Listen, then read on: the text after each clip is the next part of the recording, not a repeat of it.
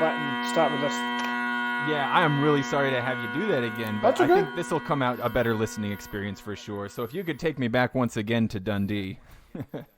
Okay, yeah, that's fine. So, so I grew up in Dundee, and about 13 or 14 years of age, went up to my grandmother's house in Huntly, in Aberdeenshire, Scotland, and it was her birthday. I'm pretty sure it was my grandmother, might be my grandfather, I'm not sure. But anyway, a distant cousin came and played pipes very briefly there. I'm sure played Happy Birthday in Scotland the Brave and maybe a jig or two or something. And I said to my dad, "Oh, I got to play this. That is awesome. I got to do that." And on the way back home, which is maybe an hour and a half, I asked my dad lots of questions about it, and my dad said that he actually used to play pipes a fair bit, and I'd had to give up because of work. And had you never known that? Yeah, I had no clue. So That's fun. The pipes had obviously been underneath the bed or in a closet or something. Yeah. I think he'd stopped for like 17, 18 years. And then, so he said, "I'll get a practice chanter, I'll get my hands going, and I'll get you a practice chanter, and we'll start together." And he taught me the basics and got me running. And from then, I just kind of was mad keen, and I joined the 6th, 8th Boys Brigade in Dundee, and they had a pipe band under Pipe Major Marr, and I enjoyed the band and loved the Boys Brigade, and I'm still in contact with quite a few guys through Facebook from the Boys Brigade days then. Is a Boys Brigade something like what I would think of if I think of the Boy Scouts here in the U.S.? Yeah, kind of loosely, yeah. Gotcha. Yeah, loosely based, yeah. But it wasn't exclusively a pipe band. That was like just part of what they did. Correct. That was Gotcha. like one of the clubs that you could kind of get involved with in the band. So that 6th, 8th Boys Brigade was like two companies. I think there'd been two churches that had kind of amalgamated, and they were then the 6th and the 8th Boys Brigade together. So we had a decent pipe band there, and it was a lot of fun. And a couple of the guys went on and joined the Royal Scots Dragoons from that band, and I obviously went on and kept playing, and had a great time there. Now you mentioned that it was a distant cousin that came and played for your grandmother's birthday, and then Right. and then your dad mentioned that he had played. You just hadn't been aware of it because he had to drop it for work. As a very not well traveled American piper myself, what I'm used to is like, oh, if I run into another piper, it's about as likely as two mosquitoes crashing into each other in the Grand Canyon. It's just not super common. And so I have this, like, I'm not sure if it's accurate that I imagine that Scotland's got to just be so full of pipers that you throw a rock, you're going to knock somebody's bass drone over. But that's not the case? Like, if you had this distant cousin who played, but you didn't know anybody else in your immediate circle who was playing? No, not at the time. I mean, Yeah. not at the time at all. I mean, it was the whole piping world is, it's fairly big around the world, but really locally we kind of keep to ourselves, and Sure, yeah. we kind of keep in our own circles and always have, kind of thing. So Gotcha. once you're in, there's a whole bunch of people. But That's the truth, yeah. if you're not inside it, I dare say it's not immediately evident everywhere, So you'd made it to your teenage years without really being, albeit in Scotland, just not super duper exposed to a whole lot of piping. So that when you did encounter it with your distant cousin playing, it was like, oh, hey, I want to do that. Oh yeah, and the funny thing was back then, I'm sure somebody will tell me I'm wrong in saying this, but my impression of it back then was, I was taken up, I think, at the age of 13, and some of the big teachers back then would have said, "Well, that's way too late. Sorry, don't bother." Missed the boat, huh? Right. So obviously, I kind of went gangbusters at it and worked as hard as possible as I could. Yeah. And then I was very, very lucky. My dad was very patient with this headstrong teenager. Yeah. And I also got tuition, I think it was once a week, from pipe major Ian Duncan, who at the time was the pipe major of the ScotRail Vale of Atholl, who were one of the best bands in the world at the time. Wait, Vale of Atholl. Right, That's and he was the band Gordon Duncan played with, yeah. Correct, and he was teaching around all the schools in Dundee at the time, and so he would teach a couple of students here and then drive to another school and a couple of students and whatever. Oh, I see. And so I was lucky enough to get lessons from him, and he really put me on the path to getting everything correct and 100%, and opening my eyes to playing correctly and on the beat and phrasing and really getting it down right. And I took it to heart and really worked very hard. And after a year or two with lessons with him, eventually I was allowed to join the Vale of Atholl. Oh, I didn't realize you'd played with them. That's awesome. Right, so I played with Gordon Duncan and Ian Duncan in the Vale of Atholl for about 4.5 years. You were already a pretty big deal in my mind, Adrian. You're only becoming a bigger deal as we speak here. Well, it was fun times back then. The piping was great. I mean, I was very, very fortunate in all the turns of my life, I must say.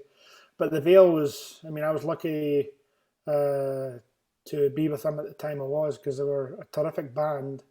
And actually, the very first contest I played at was the European Championships at Glenrothes. And I remember the night before, I'll probably get in trouble for this, but the night before, we really did not sound good. And Ian was not happy, because the weeks leading up to that, we were sounding pretty damn good. And then it just didn't sound very good the night before. And then the next day at the European Championships, we sounded terrific. Played MSR was Links of Forth, Atholl Comers, and I think the Smith of Chili Chassis. And we beat Strathclyde Police that day, and we were European champions. And that was my first contest with the Vale, so that was quite the entry to Grade 1 for a young kid. And I mean, did Ian say anything afterward? Like, I didn't think we were going to make it, but y'all pulled it together. Good job. Or was no. I mean, on the day, obviously, Ian had a lot of help and great players in the band, and he had a lot of knowledge, and he was very calm under pressure and knew not to do anything crazy. Yeah. Bit like baseball, some of the best managers are the ones that just know just to kind of not panic and just kind of keep their head and just kind of wait for things to turn around. He wasn't the kind who was going to come into the locker room and kick the cooler of Gatorade over and yell at you or anything.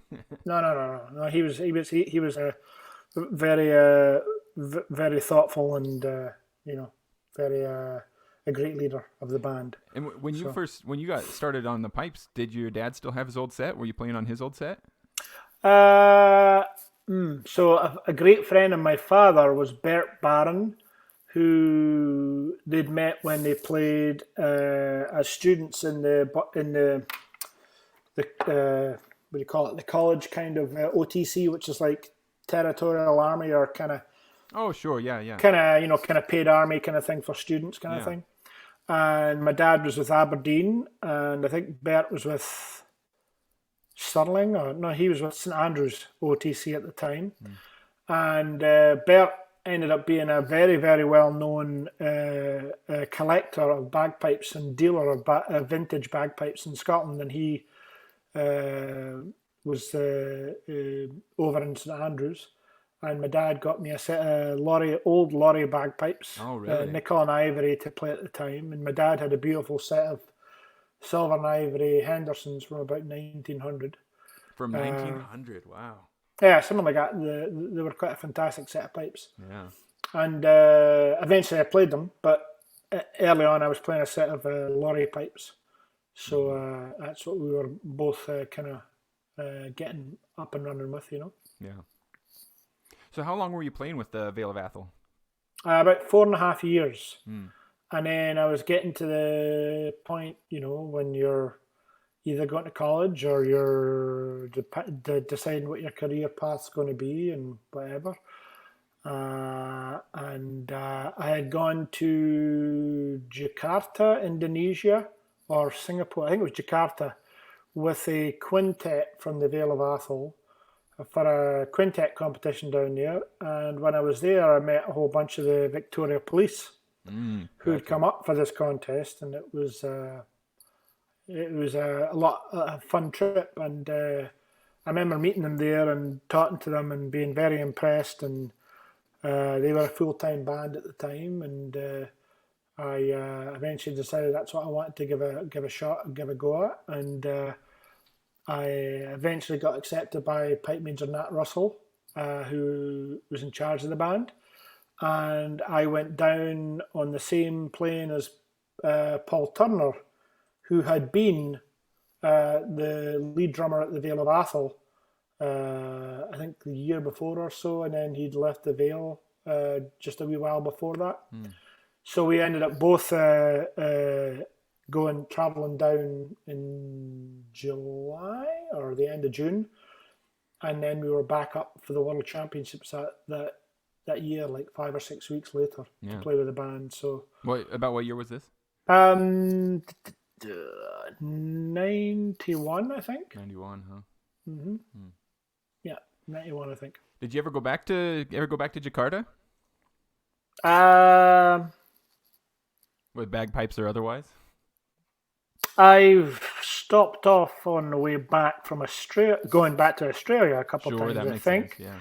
I think I did go back another time with the Vale or with the No, I went back with the Victoria Police, I think.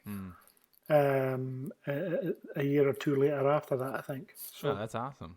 Oh yeah, crazy place there. When it rains, it's like super hot, and when it rains, it thumps. Oh, really? You're getting knocked over by the rain droplets there. So the rain picks up more water on its way down, huh? Oh, it's crazy. It's a crazy place. So then, playing with Victoria Police as of 91, does that mean you're moving to Australia full time, or are you traveling back and forth? Yeah, no, I lived in the Melbourne area. So the state is the state of Victoria, which is in the bottom right hand corner of Australia, and so I was I guess you could say a musical bandsman for the Victoria Police. And it was a full-time pipe band, a full-time brass band, and a full-time rock band. Oh, I didn't realize that. Yeah, that's how they were able to pull together so many amazing so many amazing pieces that included more than just pipes, huh? They had, had everything there. Right, and we also had people in the band like Murray Blair and Mark Saul and Brian Niven, and I think a couple others that played other instruments like guitar and other things. You good friends with Murray Blair? Yeah. Murray, myself, Murray, Mark Saul, and Neil Lyons. When I moved down, and I think Dean Hall actually, we all shared a house at the time in Melbourne. Yeah. Has he sent you any hey, since you're my buddy, here's a Blair chanter for you? No. Those things are cool, man. I'm gonna get one of those someday. Oh yeah, so it's pretty cool with St. Lawrence O'Toole playing them. Yeah, it kind of comes across really well. So it's pretty crazy, So I'm busy now. Sorry. How long were you playing with Victoria Police? Were you there in '98 for Master Blasters? Yes, I was, but I'd actually had 2 stints with them because halfway through I got, as a lot of people do moving to Australia, I got homesick. So I moved back home, and I. For about a year, I was a policeman with the Strathclyde Police. So I went through the whole training and became a policeman with the Strathclyde Police. And did they have a pipe band too? Oh yeah, I mean Strathclyde Police is one of the most winning pipe bands in history. Well then, shame on me for not. That's okay. So it was I was lucky to play with them for one season too, while I was doing like normal shift stuff. Yeah, you get there and you're like, well, I guess as long as I'm here, I guess I'll play with you. No, so it was quite eye-opening, but unfortunately I was unlucky at the time that the government slashed the salary, I think, by a third. Oh, wow. Which was ridiculous. Oh, yeah, all at crazy. Once, that's terrible. And then it was you just couldn't, you couldn't pay all your bills and everything. Yeah, you can't keep an apartment when you... Yeah, so eventually they kind of stopped that, but it was a death knell for me. So I moved back to Australia, and I was very fortunate that Nat took me back in the band.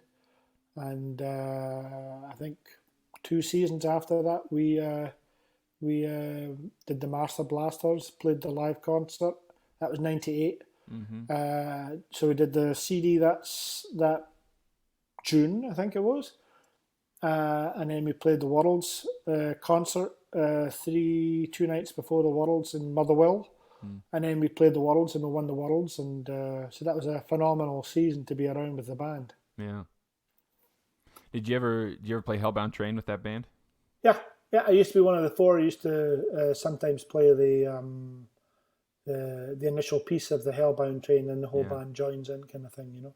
That's awesome. That tune, as I'm sure is the case for a lot of people, that tune is still very special to me. But as a teenager learning how to play, I mean, that was the holy grail. You know, that was the first thing Zach and another buddy and I, the first time that we ever sort of took the initiative to be like, we're going to learn our own thing, something that the band isn't handing to us. You know, it was Hellbound Train. Like, we've got to figure this one out. This one's amazing. Right. I mean, that's one thing that the band was amazingly fortunate with. Well, I would say that the band was very fortunate in a lot of different ways.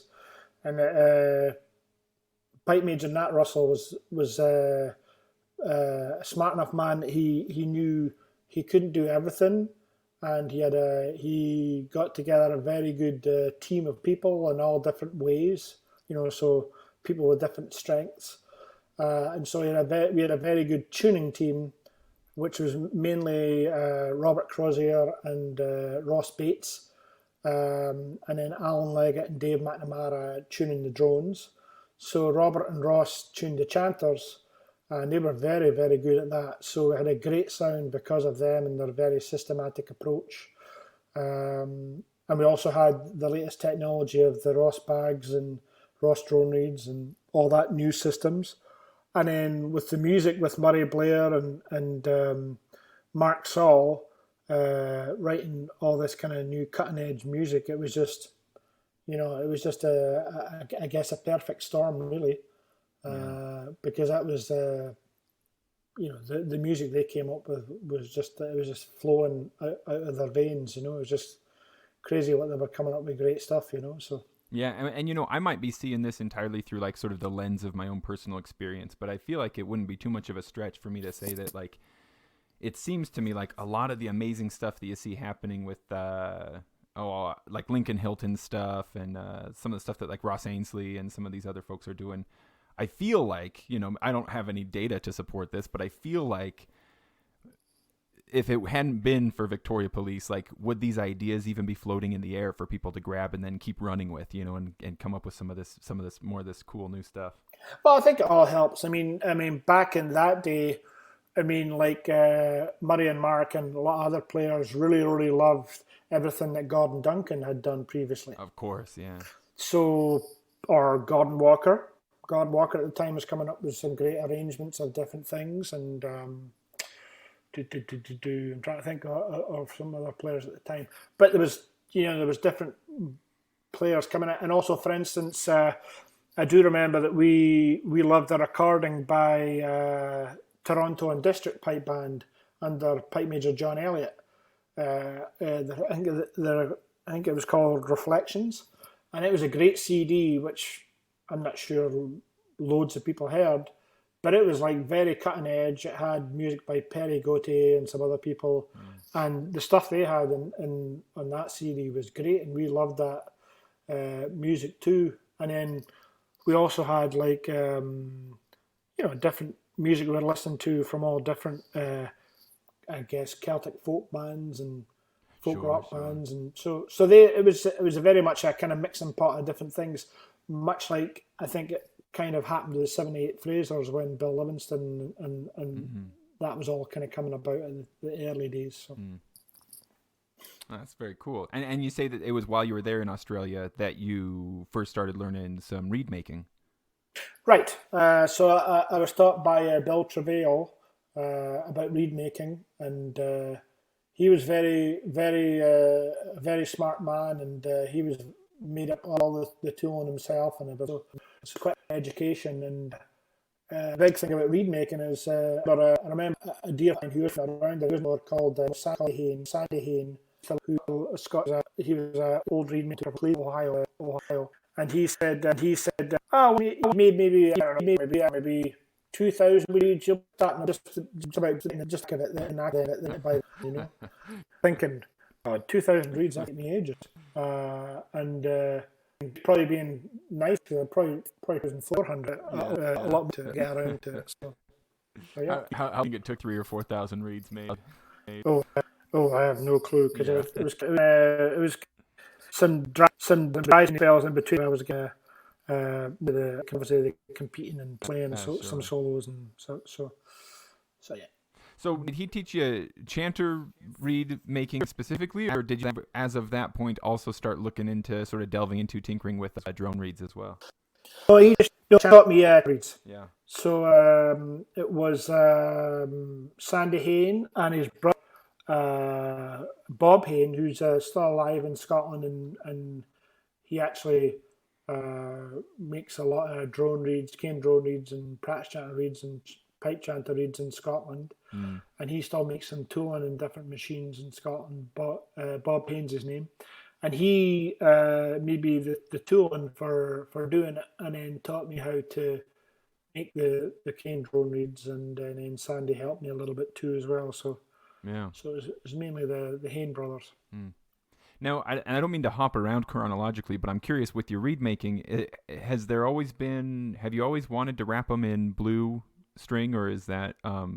Well, I mean, when I first started doing it, I mean, everybody was making them in black. Yeah. And I was like, okay. I mean, I'd helped a little bit in sales of reeds and bagpipes and all different things in the British shop for a short time. And I realised that a lot of players really do not know what they're playing. So they just see this so true. black reed. Myself as well. So I kind of thought, oh, well, if I'm going to do this, I better try and make it a bit more distinctive. Yeah. So that, at the worst case, people can say I like the blue reed. In saying that, I didn't know that Dougie Murray, who's a reed maker in Scotland and pipe major of Fife Police, he at probably the exact same time was starting to make reeds too, and he was making them in blue. Yeah. So we both had no clue that we were both starting off with the color blue. So yeah, kind of funny. Yeah, it seems like now, as of like fairly recently, you're starting to see more and more reed makers that use a stamp on the blades or a different color string or something. But I feel like, at least in my personal experience, yours was the first time I ever saw a reed that wasn't your standard, 2 chunks of wood and a wrap of black. Right. Well, actually, I mean, I'll also say that I had seen something prior to that, which you might not have seen much in the US, was Jeff Ross, who made the pipe bags and the drone reeds. He used to make pipe chanter reeds, but he gave up on that and concentrated on the bags and the drone reeds. And his reed at the time was in navy thread on the body and bright red at the bottom. Yeah, that's cool. So it was quite a striking reed to look at. So I guess that probably gave me part of the idea. I think so too. So from Victoria Police, how do you end up in the Midwest of the United States? Where'd you go after that? So we won the World Championships, and then the next that end of the year or so, it was immediately obvious that we weren't really going to be continuing as the band competing anymore. And so there was going to be a lot of changes in the band from then on. It didn't seem like there was going to be any competitions. And I was very competition orientated. So I'd had an offer from a friend of mine, Jake Watson, in the 78 Frasers, to come across there and make reeds together and all that stuff and play in the band. So I took him up on the offer and moved to Canada. Didn't quite work out. Played with the 78 Frasers for a season. Had a brilliant time. Ended up moving to the States and moved to the Chicago area eventually. And started teaching pipes there, and then eventually started to making reeds on the side kind of thing, and eventually transitioned over to reed making full time, maybe 3 years, 3 years ago, full time, I think.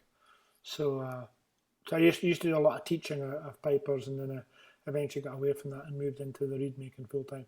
When you got to Chicago, when you were teaching and all, was that just entirely yourself? Or did you find like a Celtic center where you could go and teach part time or something like that? No, I taught a lot of single students, and then a couple of bands as well. So I would go to their band practices like once every 2 weeks or so, and then teach a bunch of students at a couple of different venues. For people that could make it during the daytime, and then some people that could only make it in the evenings and that. So just made it work, you know. Yeah, well, and I mean, I don't want to make you uncomfortable, but you're a good teacher. I know we've had you at least once. I'm thinking twice though. We've had you out to judge at Payson, and you did a I think I've been out twice. Afterward. Yeah. Yeah, it was in June or July, right? That's right. Yeah, and we did a workshop on Sunday after at the high school. Right. Yeah.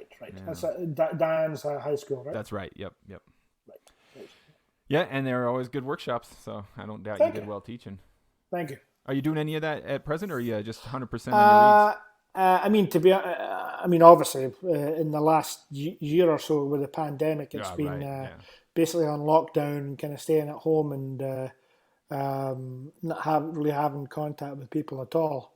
I don't really do the workshop stuff anymore. I mean, I dare say I'll probably end up doing it again a little bit, you know.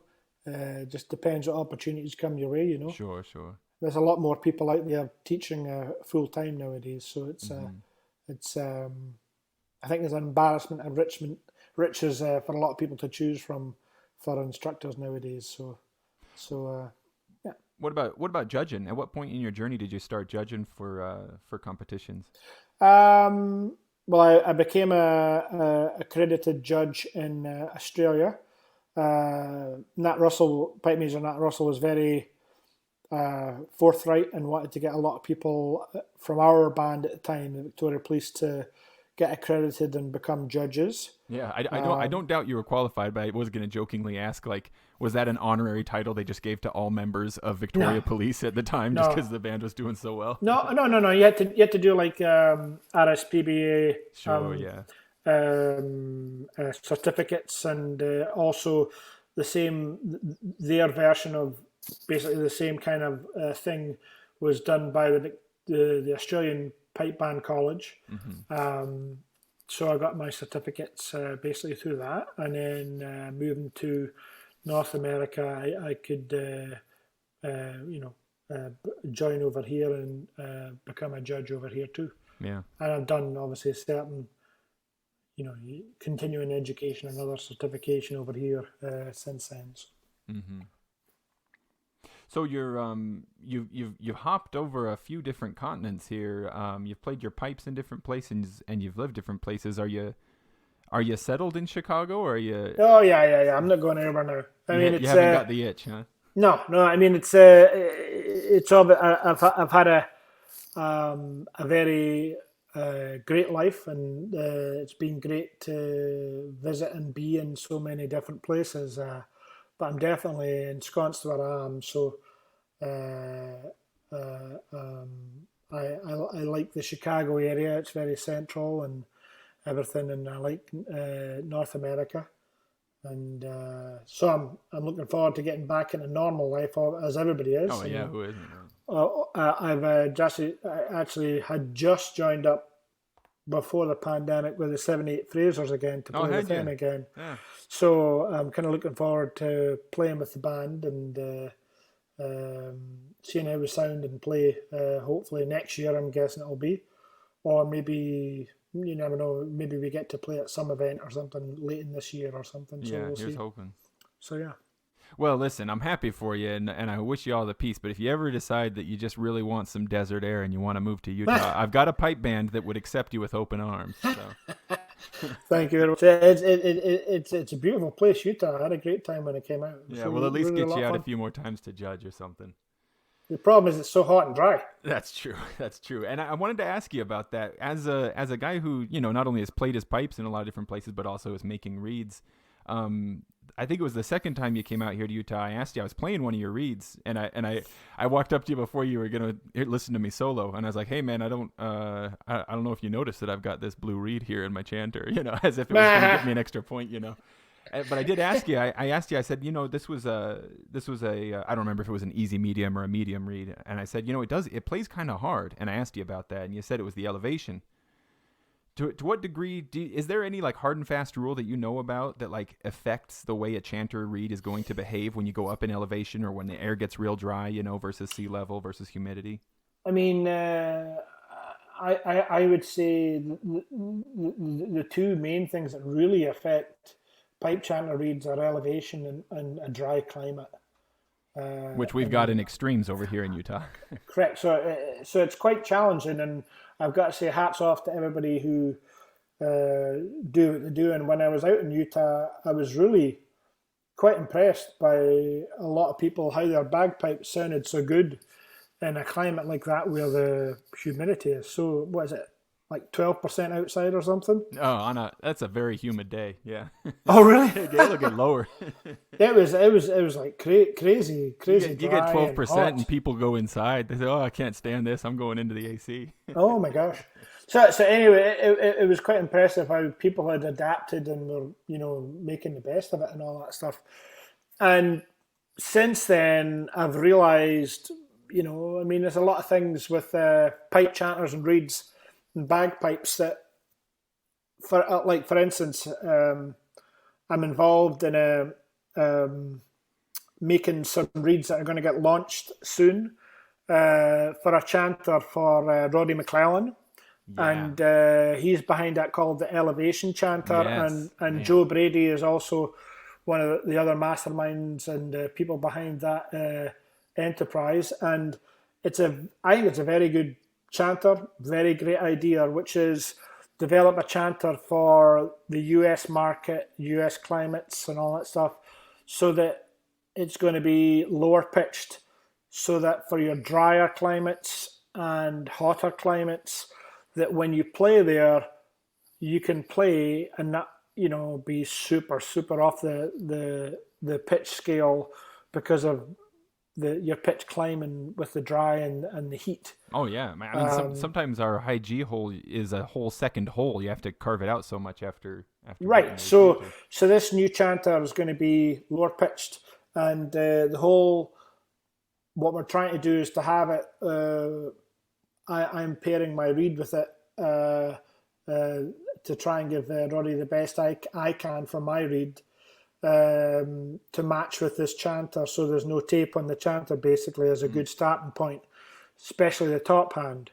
So that way, once you can set it to a decent pitch where it's not too crazy high, but then the sun and the dryness will take you up to where you basically want to be, kind of thing, so you can kind of figure out when it's hot and dry roughly where you want to set the chanter, so you get the sound that's still robust and thick and giving you a good thick sound. You can actually hear the top hand. Right. And if you think about it, I mean, when any band goes from North America to Scotland, I mean, say you're playing at 485 hertz over here as a band, which is a nice bright pitch. If you leave your reeds in as they are and you go to Scotland and pick them up and start playing, it's way damper over there and a lot cooler. Yeah. So all of a sudden, you're not playing at 485, you're playing at 478 or something. Yeah, just right out of the box. You just already down just completely flat. So when they develop chanters for that market, they have to kind of push the pitch up a bit because they want to get a brighter sound when it's cooler and damper, and quite often the weather isn't brilliantly warm over there. Right. So that's a certain kind of climate they're making. Right, that's it. Right, that's a certain climate they're making the chanters for. But then we take the chanters over here, and we're nothing like that. Right, so yeah, that same chanter. Now we pick that up over here, and now we're up at like 490. Yeah, we're trying to coax it down in pitch. So anyway, the main thing about this elevation chanter from Roddy McClellan, and I'm going to launch soon this reed called the Elevation Reed, is that hopefully we can pair something that gives a lot of bands over here an easier chanter setup that will work for them over here in the warmer and drier climates, and hopefully some of the higher climates as well. So That's kind of the idea behind that, So it's kind of been fun trying to figure that out. And obviously, I'm still trying to learn more and more about the higher elevation. And I've still got some ideas about what to try to tweak reeds more and more to try and get that even better and better. So it's all in my head right now. All the little bits I'm going to keep on trying to get better and better for the elevation stuff, So. Well, I'm nothing but excited for it. I mean, from the time I first heard about this elevation chanter, I was like, well, I have money. Give me one of those chanters. Like, I am so ready for this, man. And to hear that you're pairing a reed specifically to it, I can't wait. That's awesome. I mean, I've had the experience of buying a B flat chanter and plugging it in and playing and being like, whoa, this plays so well. Like, I can hear the top hand and it plays really in tune and stuff. And then I heard about the elevation chanter, and correct me if I'm wrong, but it sounds to me like, yeah, it's kind of like it's positioning the holes, it's setting everything set up kind of in between what my standard, like, I don't know, Warnock chanter is and this B flat chanter I have. It's like somewhere in the middle, and that's the reason the B flat chanter was working well for me is because it's supposed to pitch down. And and so this would be, say, I mean, I've heard it being roughly 472 to about 480. Yeah. Depending on where you want to kind of set it up, kind of thing. And obviously your climate and temperatures and all that stuff of where you are. So I mean, it is quite adaptable, and I dare say the heat of summer, you add a bit of heat and a bit of more dryness in the middle of summer. I dare say, if you're setting it up at 478, you might end up being about 481, 482, and you can probably be flatter than that if you want to be. And so I think it's going to work out well for a lot of players, a lot of bands, and I'm excited about hearing the results of a lot of bands getting to try these out when they get launched. Yeah, I can't wait. And I saw that they were listed on your website as well as coming soon, those chanters. So right. That is exciting. On that note, I asked a few people, some folks who listen to the podcast, if they had any questions they wanted me to put to you. And one of them that came up was folks were just curious if you have a favorite chanter that you like hearing your own reeds in. It's funny you say that. I mean, it's like if somebody said to me, "Well, what's your favorite food?" It's funny. I don't have a favorite food. I have a bunch of different foods I like a lot. Say a certain dish from Indian food and one dish from Italian and all that kind of stuff. So for me, I mean, I really like the Shepherd chanter. I really like this new elevation chanter. The Infinity chanter is very good. The McCallum Kale chanter is very good too.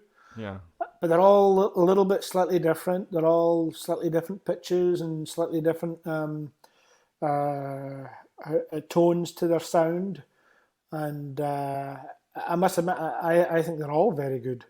And I've also got an old nail I play with a silver soul on it from, must be 20 years old now. And it's been doctored by a carving knife by myself a lot in the past. Got after it. So it's definitely higher pitch than it used to be. Yeah. And I mean, there's I wouldn't say there's any single make of chanter. There's really quite a few. And for me, I have to try and make my reeds function well in a whole bunch of chanters. So that's been my primary function, is to try and make sure they do work well for people in all different chanters. Yeah, when you're kind of setting your shop up, did you have a collection of different chanters and just kind of pop your own reed into each one and just kind of see how's it doing in this one, how's it do in a Warnock, how's it doing a Gibson, that kind of thing? Right, you have to do that because you have to try and find the flaw early on. You have to try and find the flaws in what you're making, and why is it a flaw and what's causing it, and and so early on. I mean, now I've got a drawer here, and I must have, I don't know, 50, 55, 60 chanters in there. Really? Yeah, it's kind of crazy, and amazing amount of them are really good chanters. I mean, there's a lot of very smart people out there nowadays that are producing very good products. Yeah. Well, and of course, I don't doubt it at all that you're genuine, and I agree with you as far as my experience can go. Of course, I probably have kind of put you in an impossible position to say like pick a chanter. Of course, you want your reed. Of course, your reed's working all the chanters. I'm not gonna tell anybody don't try. It's not an easy thing to do. Yeah. I mean, actually, there's another chanter. Actually, now I think about it, it is doing really well for a lot of solo players over here and some bands. Is the Bruce Gandy chanter from McCallum. Well, anything with Bruce Gandy's name on it ought to be doing well, right? Right. he knows what he's doing too. So yeah. Well, so kind of to the point of having to kind of try stuff out and see where the problems are. One other question that came in was how many reeds end up in the trash heap before you find one that's good to push to market? Like, do you go are there 10 trash reeds before you finally get the good one? Well, so I would say early on in my reed making days, there was a lot of trash, obviously, as in any reed maker. Sure. Getting going. But I've gradually over time replaced all the jigs or setups or machinery on all the different processes for the reed making, and I'm always pushing for getting better and better overall consistency and quality of finish on every process. And I would say the last 2 years or so, I've really kind of stepped it up with improving the processes. And I would say if I make 100 reeds right now, I would say I probably trash about maybe 5 or 6. Oh, that's a great ratio. I think that's really pretty darn good. Yeah. I mean, like any reed maker, once you split the cane tubes, you kind of have an idea if it's a good piece of cane or you don't when you cut it into different pieces. And so like any reed maker, as you go through the early stages, you take a whole bunch and kind of chuck it in a box, and you got this box full of all this cane that you don't want to use. So I'm trying to be very selective as I go through all the processes, and before I actually finish off a reed blade or 2 reed blades that hopefully I've rejected all the bad pieces of the cane before I get to that stage. So yeah, it really is pretty systematic now, where I'm pretty happy that the returns are really, really quite high of how many good reeds I'm getting. Yeah, well, that's good to hear. Do you by chance do any fly fishing? No, I did as a young kid. Yeah. As a young kid, I went a couple of times fly fishing. Never quite got the knack of it. I just suspect that you probably have all the equipment you need to tie some of the most amazing flies that anyone would ever have. I've seen people do it, and it's you can definitely see the similarities. That's for sure, and it's pretty fiddly business, that. Yeah. Now, as a reed maker, do you think that you personally get a little more triggered than most people would when you see someone doing something stupid with a reed? Yes and no. I mean, you spend some time kind of cringing when you go to a Scottish festival, like, oh no, don't pinch it. Well, I mean, to be honest, I do remember. I don't remember who told me this early on, but I've heard this later on. I think it was attributed to Jack Lee. I didn't hear it from Jack initially, but somebody attributed this to Jack Lee, saying if you want to learn how to be good dealing with reeds, he basically said, look, it's going to cost you a little bit of money. You're going to buy a whole bunch of reeds, and you're going to trash some of them, just trying things out with them. And as you work through that, try and keep a knowledge of what's going on, what's happening, and what went wrong, and what went right, why. And the more you kind of work with reeds instead of just staring at them and thinking you can't touch them, then the more you kind of will figure out what you can do with reeds or what you can't. And you'll become very sufficient to look after reeds and set them up far, far better yourself. And I think that's a great thing. And I did early on take a lot of reeds and try different things. I said, oh, that doesn't work. I kind of made it super flat, or it made it double tone on F or whatever. So yeah, I think you have to at some point take reeds and just kind of, cut the top off them with a razor, or scrape them in certain places, or try different things. Maybe not on competition day, of course. But. No, that's for sure, and definitely not your good reed. But over the weekend, go at it with a Dremel or with a Hey. What do you call the stick you poke up inside of it with a Oh, mandrel? mandrel, yeah. Go at it with a mandrel or shave it down one side and then the other. But I mean, if you look at some of the best players out there, I mean, for a lot of players will take a reed that isn't necessarily playing really easily and really perfectly straight away, because they know that the reed is going to loosen off once you play it in for a while. So it's going to get looser and it's going to be, not necessarily as good at staying in tune, etc. So a lot of top players will get a reed that isn't quite as loose as what a lot of people would think would be a perfect reed, or they'll kind of want to take a little bit of cane off in certain spots on a reed that's maybe a stronger reed. And then that becomes an absolute just singing reed, just because they kind of know what to do with it, So is that kind of reed magic behind? I had one person ask me about the Roddy McLeod high A sound. If there's a way to achieve that, like how does Roddy McLeod do that with his high A? So I've meant to have this conversation with Roddy many times. Oh, really?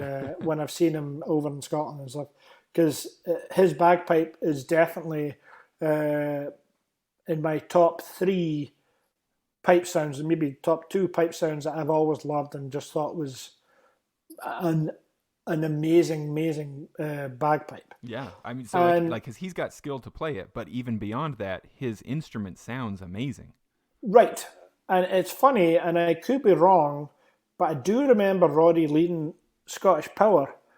Power of Scotland, I think they were called at the time, and they did something where they corked off all their drones just to play pipe chanters as a group. And I remember, I think Roddy kind of played like an excerpt of one of the tunes saying, okay, we're going to play this or like this. And his high A was completely clear. And I was like, what? That's not, what's going on? Yeah. And so I listened to them a couple more minutes, and then they stopped, and he took the corks out or whatever, tuned his drones up. And as soon as he put his bass drone on, all of a sudden, the Roddy McLeod famous high A is there. Huh. And it's funny, I've had this as well. When I used to play the Ross system, there was one time I actually accidentally got the tubes kind of mixed, kind of twisted slightly, and the bass drone tube was kind of twisted with the chanter tube, and all of a sudden I had this very harsh kind of rhythmic kind of high A. And I realised it's more to do with the bag vibrating with the frequency of the bass drone. Huh. So I think it's more to, and I could be wrong, I don't know enough about this, but I think it's more to do how the bass drone vibrates the bag. And I think the thicker bag you have, being a sheepskin, the more prone it is to passing the vibration onto the chanter. Interesting. I never would have even thought to go that far. Right. Huh. And I there's been times where since then I've had like a really great, vibrant, high, a bit like Roddy, but not as good as Roddy's, but like it. And I remember putting my bass drum off and it wouldn't be there. Nothing like it. Yeah. So I think it has something to do with that. So that's as best as I can venture my thoughts on that. But hey, if you can ever interview Roddy, maybe that's question number 1. Yeah, for sure. That is question number 1. So, tell me if this rings true for you. But I had a friend the other day who was asking me about bagpipes. He's saying, maybe he wanted to learn and stuff. And I happen to know that this friend, since he was a teenager, has been really enthusiastic about rebuilding and racing diesel trucks. Mm-hmm. And what he loves about it, is that you get under the hood and the tiniest little tweak here, the tiniest little adjustment there, can make a difference on the track. Oh, and I told him that's how bagpipes are. You can't plan to reach a destination. There isn't one. You got to love this process of like, oh, what happens, with my reeds here, or what happens when I retie my bag this other way. These little things. It's a lifelong thing. Like nobody ever arrives. We're all journeying. Well, I mean, exactly. And I think. I think one other question that loads of people ask is, well, okay, if I'm going to free up your reeds or do something to your reeds, what do I do? And now, after making reeds for a long time, I would have to say, I think what makes it not something that you can just say you do this to everybody's reeds. Is everybody's tooling setup or machining setup for the reeds is different from everybody else. So you might find that a certain tooling setup leaves maybe a half a thousandth thicker on the outer edges of the blades as compared to the middle of the sound box, or maybe the reverse is true with a different maker. So tiny differences of just how their machining finishes their blades and stuff like this is maybe where you just have to tiny scrape here and there, and all of a sudden, really makes it great. Yeah. But I have a machining setup that's maybe different from the other maker, and so maybe it's the reverse is true. Maybe you've got to, usually with my reeds, if they're a bit firmer or a bit tighter, I tend to give them a little bit of a scrape on, so the above the blue thread on the main reed is the sound box, and then the next bit above that I call the ramp. It's like a downhill section, and then the top bit is what I call like the tips or the tongue section. And I tend to just lightly scrape or sand on the left and right hand sides of the ramp section. Not straight just across a little. No, right, I leave the middle alone unless the reed is very, very tight on the top hand. I tend to kind of just give a little bit just out to the sides, and that tends to kind of just let the reed really vibrate, but it doesn't take much. And that's why it's such a crazy business for reed makers, is the tolerances are very, very minute. Between a reed that's really vibrating well and one that's just a wee bit tight, and then you add into all of that as well you're shipping your reeds all over the world, and so who knows how their environment. Now you've got to get something that works hopefully well in a damp environment and hopefully decent in a dry environment. So it's kind of crazy. When I was a teenager playing in the first pipe band I played with, I was told that if my reed was dying, if a reed was on the way out, I could wrap it in a moist paper towel, stick it in the fridge overnight, and it would give me another 2 weeks or something like that. And I know of no scientific explanation for what's happening there. Is that a real thing? No. I mean, I could imagine back in the day because, nowadays you have all these different chanter caps and reed boxes that are, keep the moisture in there. Right. And when you tie a reed on, the two blades or pieces of cane that you tie together around a tube, you have to, if you did it dry, they would split. So you have to wet the cane so that it will allow itself to be bent and curved around the cane, and then it dries out and it forms that shape. But if you let that reed really dry out a fair bit, then a lot of reeds, the sides will open up and leak a little bit. And then because the reed is on, I don't know how to describe this, but the wrapping is going around the reed, circular. So the force is kind of circular. Sure, yeah. So if you were then to shrink those reed blades by really drying them out, then quite often reed blades will move aside from each other. So they kind of move sidewards. And that's because they've shrunk. So now with the force that's going sidewards or around being the thread, it pulls the reeds the blades apart because the pieces of cane have shrunk and they're still under pressure. So then it's opening up. And then you wet that. If you don't move it back into place, it probably won't ever be the same reed again because it won't kind of fall. It won't sit back and the two blades right on perfectly in alignment again.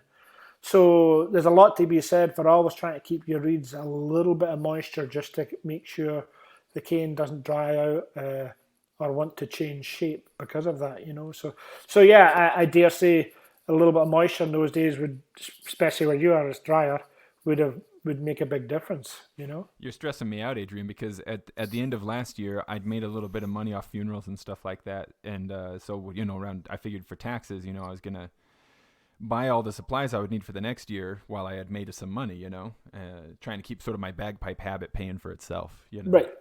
And so I bought like a dozen reeds, maybe more, most of which were Melvin reeds. I do like your reeds. And I just have them in a box right now. I gotta get a humidifier in there. I've got like $200 worth of reeds that are just gonna dry out on me. So yeah, I mean, if you have them in a little Ziploc bag, I mean, that kind of helps a lot too, because they're not really gonna be open to the environment. But I mean, it's worth doing it as an experiment sometimes, is just to leave a reed out, and you just kind of blow through it, and you'll hear like a kind of buzzy, and then it goes beep, at the end. And then if you leave it for about 3 hours just out, say on the tabletop, and don't do anything, come back to it, it will be functioning way differently and way tighter, and won't work as well. But a little bit of moisture back to it, gently coaxing it back, not flooding it, will get it back to playing again, Yeah. Huh. Yeah, and is that sort of your recommendation? The first thing a person should try if they've got a dying reed? That's another question that came in. Like, how do I save my dying reed? Well, so for instance, I like if it was a dying reed. I mean, there's a lot of different things you can do. You can obviously add a little bit of moisture, just get like a paper kitchen towel and just kind of lightly damp it and put the reed in there and cover it both sides and leave it in there for about 5 minutes, and then take it out of there, let it kind of sit and dry off a little bit, because the cane's very porous, so it'll pull in the moisture very quickly. So that'll help it a little bit, rehydrate a little bit. Also a reed mandrel, which opens up the inside of the staple or the tube that's inside of it, is very handy. I personally prefer the reed mandrels that you push and the ones that you don't twist. It's just me, but I don't like the ones that twist. I think they kind of go 0 to 100 too much. Whereas the ones that you just push through, like you can get one from Tartantown. I think that one is excellent because you can just push and it's changing the eye formation, all of it basically at the same time, just in very small increments as you push farther in. Whereas it's got that kind of longer taper to it. Yeah, it's got that shape as well to it. So you're just pushing it in. Whereas the ones you turn, they kind of twist for a little bit and then they kind of all of a sudden just give and flop right around in a circle, and it's really open. Then really suddenly open. You've pushed it the width of that mandrel instead of the right. So I'm not. I mean, obviously people have different ideas and it works different ways for different people, but that's just kind of how I think of that. And then also, I mean, there's a couple of things, and this is one I've never. This is one I heard from guys that used to be on the army piping school at Edinburgh. And they said if you take a tiny, tiny bit just off the top corners of your reeds, just a tiny little kind of diagonal bit off the top corner of a reed that's weak, it will just kind of tighten up a little bit and make it just a little bit more playable for a couple of weeks or so, That's funny because I take a tiny bit off the top corners of my reeds by accident all the time. Right. Yes. No wonder it's so hard to play my pipes. Right. Now, I don't think that the Surefire synthetic reed mafia is going to put a hit out on you no matter what you say, but I'm curious what you think of synthetic reeds and also alternative reed materials. Like, is there some other material that would do well instead of cane, but it's very expensive or very unwieldy? Or is there a future for synthetic reeds? Or is this just something that's going to always be on the side? I mean, I'm sure that eventually somebody will devise something that's kind of decent in the synthetic reed market. I really haven't heard anything I think is worth it yet. I mean, obviously, knowing what I know from reed making, I think if you get any different material, the biggest thing you're going to notice about it is it won't look anything like the reeds we make. Because the propensities of the material will be vastly different. So that material might be stronger or something to get you a certain pitch and sound, but then it might be half the thickness of what a cane reed is.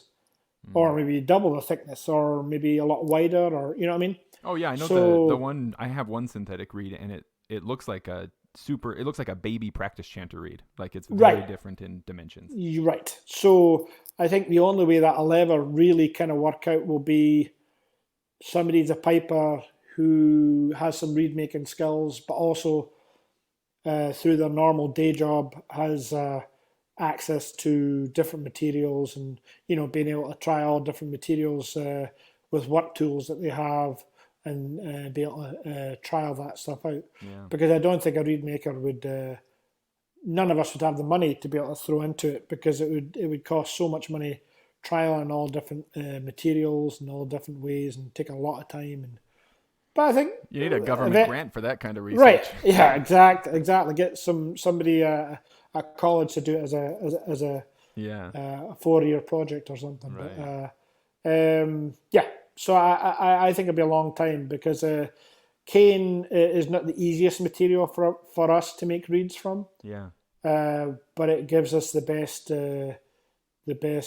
color of sound, or tone, and volume and everything. So it not being the ideal material to use, it gives us the best sound properties that we're looking for. And when you're looking at like the advice that you could share about like how to shave a reed, and also mandreling a reed, is it different for ridge cut reeds versus molded reeds, or is it all pretty much the same animal? No, so if you have a molded reed has a lot more shallower kind of scoop going up the whole reed, and a lot smaller, not as tall a sound box. And so those ones, it's a very gradual change to the tips, and usually the tips of those reeds are a bit thicker than they will be if they're going to be for a ridge cut reed. Gotcha. So there's different propensities to it. So a lot of molded reeds, you would kind of scrape or sand or whatever overall the whole reed more. Whereas I think more ridge cuts, you're more working on the top half of the reed. Gotcha. But in saying that, I mean, there's different ways to do different things. I mean, Again, we should experiment, right? yeah. I mean, it's like SFU, Simon Fraser University, themselves and some other bands have quite often taken a little bit of the thickness off the sound box only, and they've had a lot of great success with that. Yeah. So it just depends how you want to work your reeds. So I mean, what you can do is you can thin down the sound box of a heavy reed, and maybe put a dental bridle on the reed, which kind of keeps the mouth a bit more closed. Sure, yeah. Makes it a bit easier to play, and you can have a very vibrant reed that way too. So there's a lot to be done with reeds after you get them. It's not just me making a good reed. It's what you do with the reed afterwards to get the best out of the reed can make a big difference too. Yeah. Well, and maybe you've been very generous with your time, Adrian. I appreciate that. Maybe we kind of can fade out on something like that. But before I ask you this question, where should we direct people to see your work and to get your reeds? Is it just melvinreeds.com, or are there other places they should also be looking around? Well, I mean, melvinreeds.com is obviously my website, and I have my reeds available in a lot of different shops around the world. I mean, I would say in North America, it's Henderson Imports, Bar One, Piper's Hut. I'm trying to think off the top of my head here. In Scotland, it's R.G. Hardy, Macallan Bagpipes. What else am I missing out here? Piper's Cave in New Jersey, I think it is, on the East Coast. Obviously, McClellan Bagpipes will have my reeds with the elevation. Chanter will be I can't working wait for that one. Man. I'm excited about that. So if people are interested in the elevation chanters and my reeds, just if they can contact me once it launches, that'd be great. Or Roddy McClellan, and I can help them out from there. Yeah, expect an email from me right away, man. Thanks, man. But there's quite a few shops. Lone Star Piper. Town. I just Yep. Yep, you're on there. Right, and so there's a lot of good shops around the world that stock the reeds. So sorry if I've forgotten anybody. It's just off the top of my head. Yeah, sure. No pressure. I'm sure it's understood. Mm-hmm. Well, then maybe we can. A beautiful fade out would be if I just ask you, Adrian. A person buys one of your reeds. The package arrives. They open up the package. What should they do with it? I would say get some paper kitchen towel, and just like a spritzer bottle, like a little wee misting thing. Yeah. Just a little bit of water in there, and just kind of lightly mist the paper. And I would just kind of put the reeds on there. Put the top piece of the kitchen towel over the top as well, just for a couple of minutes, and then just let them sit for a couple of minutes, and then after that, once they've sat for a couple of minutes with it back open again, then you could start giving them a wee test in the chanter. And don't be afraid just to give them a little bit of a flex, because no matter what I do or any reed maker does, once it leaves here, you got to remember the reed's under pressure because it's around a tube. Yeah. And every piece of cane is different. So some pieces of cane will be great reeds, and they'll stay exactly as the mouth opening was made and wants to be. And then some pieces of cane aren't a bad piece of cane. They're maybe just a bit more rigid and really have a great sound to them. But when they haven't been played or manipulated yet, they might open up a little bit and have a wider mouth. And so don't be afraid just to give it a couple of squeezes and just see if the mouth kind of starts to kind of close up, and kind of, if you start looking at all the mouths of all the reeds, you'll kind of get an idea of how it looks when it looks like a good reed, how the width should be. And quite often, if you get the width just right, it'll be a cut, the inside would be I don't know, I have to measure it, but it'd be like a millimeter or two open. Then the scale and everything else will play quite well for that reed. But if the mouth is too open, it's going to be out of balance. It's going to be rough, and it's going to be hard to blow. Yeah. Whereas a couple of squeezes, it'll probably kind of come back to what it should be. And I would just say, don't be afraid just to coax the reed gently over a couple of days. And I would say, as I was always taught, don't expect the reed to sound absolutely wonderful 100% on the first day, because if it does, it probably won't last, and it's going to loosen off, and it's going to get worse. Whereas if you pick a reed that's just a wee tweak stronger than you like, and keep on giving it a little bit of squeeze in and a little bit of playing in and loosening it off, it'll probably end up becoming just perfect for you. Yeah. So no matter what you do, you're always going to have to try and coax a reed over a bunch of days to become exactly what you want it to be. And then also the last thing is, about 1 or 2 days after you start playing a new reed and you got it in the pipes, be prepared that you might pick it up the next day, and a bit of the moisture's got to the reed, and it might be a little bit flatter that day. And again, just kind of play it, and don't panic. And it's just some of the moisture getting more inside the cane, and you can just kind of keep playing it, reset it, and it'll settle down. Beautiful. All right? And that's good to know